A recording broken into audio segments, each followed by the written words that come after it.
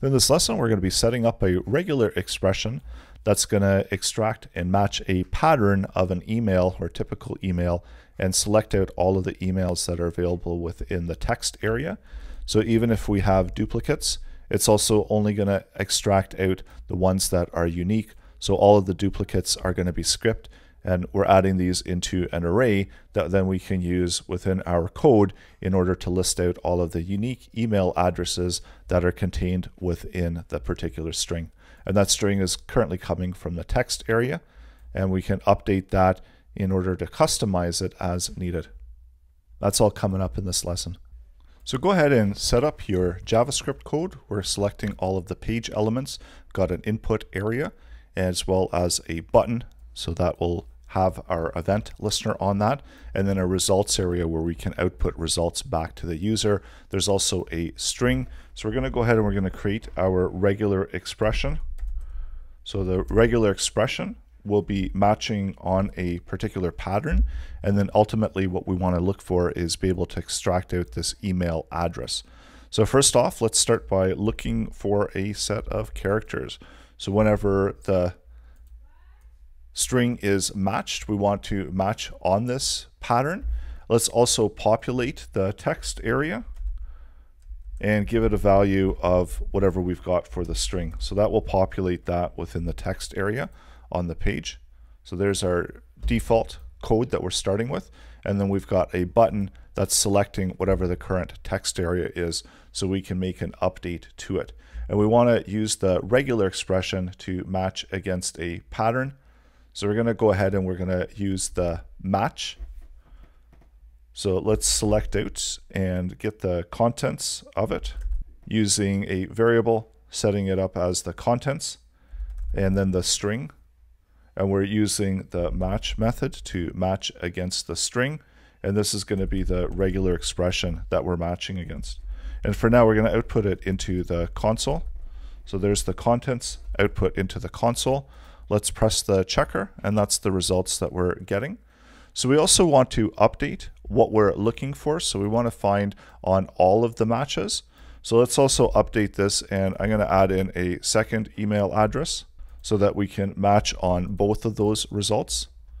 And notice that as we're matching, we're only getting the first result. So let's go ahead and we're going to add in the global flag for the match, and that's going to return back both of those matches where we're getting a value for the match and returning it back within the array. So we want to match against a particular pattern. So let's go ahead and we're going to make an update to this pattern where we're going to be matching a set of characters. So let's use the rounded brackets for capturing a group of characters. And using the rounded brackets allows us to capture a group of characters. So that's capturing that group of characters. So we're still remaining with the same result. So that hasn't changed.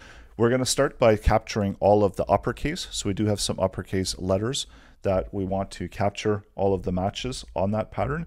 So that's matching letters A to Z, and that's just the uppercase letters. So let's see what the result now is. So we've got the 5 items there that are matching. So that's the H, W, I, J, and S. So those are all of the uppercase that we found within the result. Let's also add in the lowercase. So this again is going to be within a character set that we're matching. And we can update this to be A to Z for lowercase. And that's going to be resulting in matching all of the available letters. Notice that it is missing and skipping over any of the spaces, as well as the exclamation mark is not in there because that's not part of the pattern that we're trying to match. We also want to match the numbers. So we don't have any current numbers in this string. So we can update that and match the values of the numbers. So this is also going to be a range from 0 to 9 that we're going to be matching. So now we're returning back the numbers. You can see them on the right hand side within the console log that's being returned back. So we also want to take, we know that within the email addresses, there are cases where there's a period, or there's other characters such as a dash. So we want to be able to account for those. So any underscores as well as a dash are going to still be valid email addresses. So we want to be able to capture those within our matching content. So let's add those characters in addition to what we're matching. So that's going to be the period, the underscore, and the dash. So it's going to capture all of those characters, and we can always double check to make sure that we're capturing all of those characters. And then you can customize this as needed. But what we want to do is we ultimately want to grab the email address. So we want to match all of the legitimate characters that we might find within an email address. So we want to add and set a second match for this pattern. So we're going to add the plus sign and looking for the @ symbol. And this is all going to be still within that same capturing group. So we're keeping it within the rounded brackets. So plus the @ symbol. So a series of these matching characters plus the @ symbol. So let's see what we get returned back.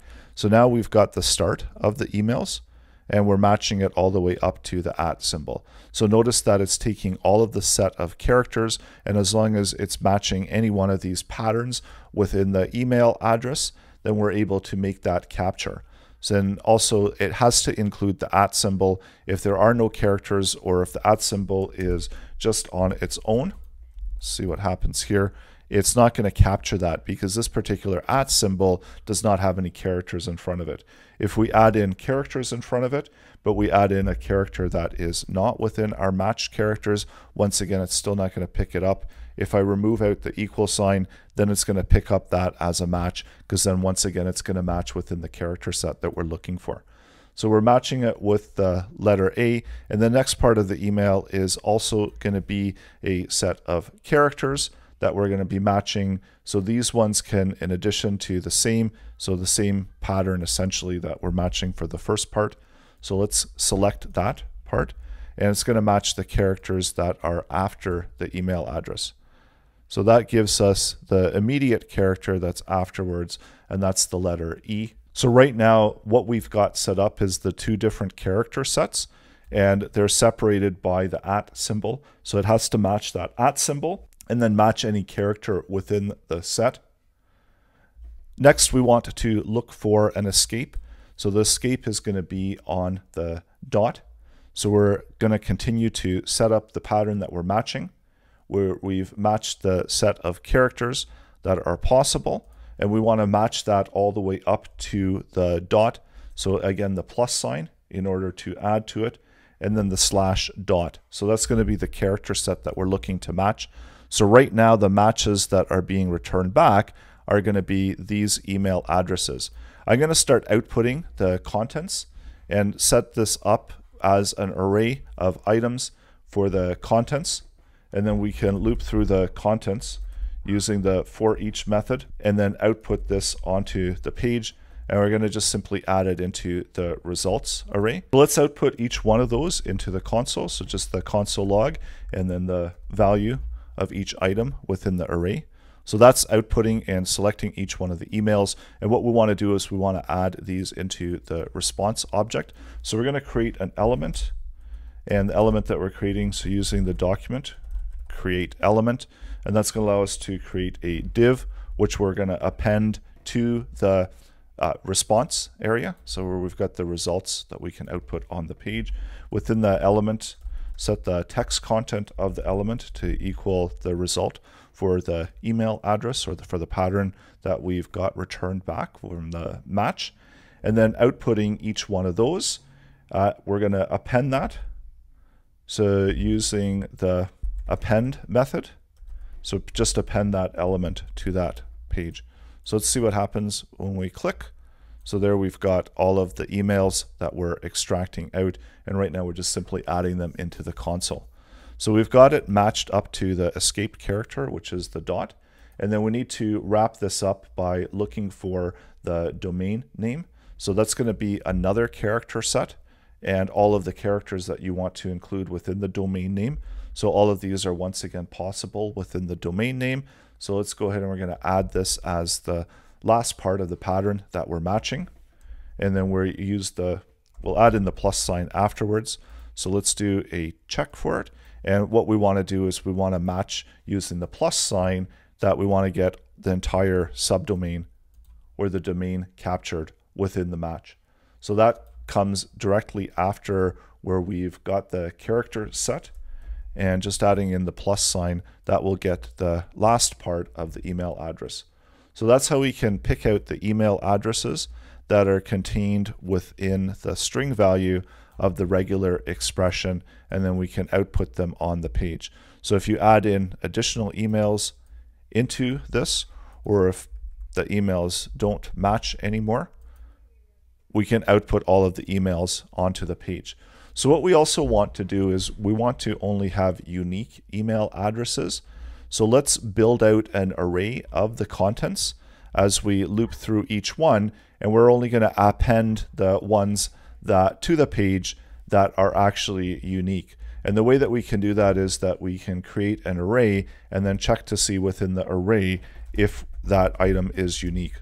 So just create a blank array, and then as we loop through, before we create the element on the page, we're going to add that item into the array. Oh, first we're check to see if the holder array includes the value for the email. And I'm actually going to update this, so this is just an email value. So if it includes the email, or if it doesn't include the email, then we're going to append it to the email, and else we're going to output the text content of the email within the element. So we're checking to see if it includes it, and if it doesn't include it within the condition, then we're free to add it into the holder array. So we can do a push, and we'll push the email into it. And that also means that we can create the element because it doesn't yet exist within the array. So that's a way that we can control and avoid any duplicates. It looks like we threw an error there. So let's check to see, and it's looking for L, and that's the output within the console. So we don't need that anymore. And let's duplicate the content. So now we should, doesn't matter how many times we have the emails, we should only have the unique ones that are being listed within the page. If there are no contents found, then we're going to return back a value of null. So if we were to update this and press the checker, we'd throw an error. So we get back a value of null for contents. So we need to account for that with a condition just to check to make sure that we don't have a value of null. And if we do, then we can say that no results were found. So let's update this and add in the condition. If the contents is equal to null, then we run this block of code. Else, and then we can do as we've done before because we know that there are some patterns that have been matched. So I'm going to wrap this within the else condition. And then that's all still sitting with in the same event listener. So if the pattern is not matched, then let's output into the response area, no match was found.